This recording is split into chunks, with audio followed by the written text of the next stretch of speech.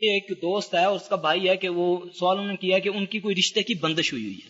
اب اس کے بارے میں آپ کو بتاؤں کہ اس کی حقیقت کیا ہوتی ہے. اس کو ہماری اصطلاح میں کہتے ہیں ربط.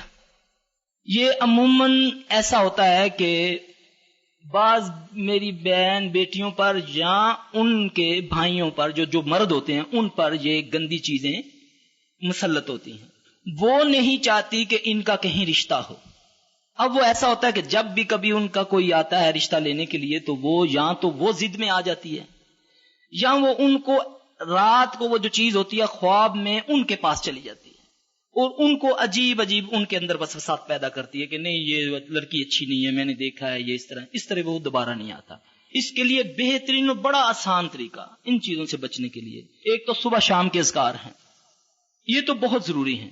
دوسرا کبھی ایسی صورتحال ہو تو مختلف وظائف ہیں. سب سے آسان وظائف جو ہیں وہ رسول اللہ صلی اللہ علیہ وسلم نے فرمایا میری تمنا ہے کہ میری امت کا ہر فرد رات کو سورہ ملک پڑھ کے سوئے. واللہ جو سورہ ملک پڑھتا ہے وہ ان چیزوں سے محفوظ ہو جاتا ہے. آپ آزما کر دیکھیں. باقی اذکار تو ہے نا کہ اللہ نہ کرے کسی کو تکلیف اب بہت بڑھ گئی ہے, اب وہ چیز مسلط ہے, بولنا شروع ہو گیا. ایک لڑکی کو میرے پاس لائے کہ وہ نکاح کرنا چاہتے تھے, وہ خبیث نکاح نہیں کرنے دیتا تھا. جب بھی وہ اس کے آگے کرتے نکاح کا فارم تو وہ اس کے اندر آ جاتا. اب میں نے اس کے ماں باپ کو بولا کہ آپ اس کو میرے پاس لے آئیں. جمعے کا دن تھا, مریضوں کو میں نے فارغ کیا تو پھر اس کو میں نے پڑھائی کی, لیکن اس کے باوجود وہ جیسے ہی وہ لڑکے کی طرف سے وہ کاغذ لے کر آئے تو میں اس کے پاس بیٹھا ہوا تھا, پڑھ رہا تھا, تو جیسے اس کے آگے فائل کی اس نے اٹھا کر مارا اور مجھے اس نے بری بات کہی. کہتا نہیں میں نے کرنے دینا. اب میں نے کافی اونچا ہو گیا, اس پڑھائی شروع کر دی. آپ یقین جانے کہ یہ تعویذ کے بارے میں ضمن بات نکلی ہے, میں آپ کو بتاتا ہوں کہ تعویذات کا کتنا گندا اثر ہوتا ہے.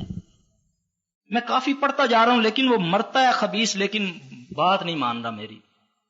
اخیر اس نے کیا کیا, مجھے ایک لیڈیز بیٹھی ہوئی تھی, وہ کہنے لگی بھائی جان اس کی ماں بولتی ہے اس کو آج ہم نے تعویذ بھی پہنایا. ایک دم میں نے نا اس کا تعویذ ضروا کے اس کو میں نے جیسی آگ لگوائی, اب آگ لگوانے سے ایک دم وہ خبیث ختم ہوا اور اس لڑکی نے سہن کر دی, وہ اپنی ہوش میں آ گئی. اب وہ مسئلہ کیا تھا, اس کی چچی چاہتی تھی کہ اس کا رشتہ میرے بیٹے سے ہو جائے.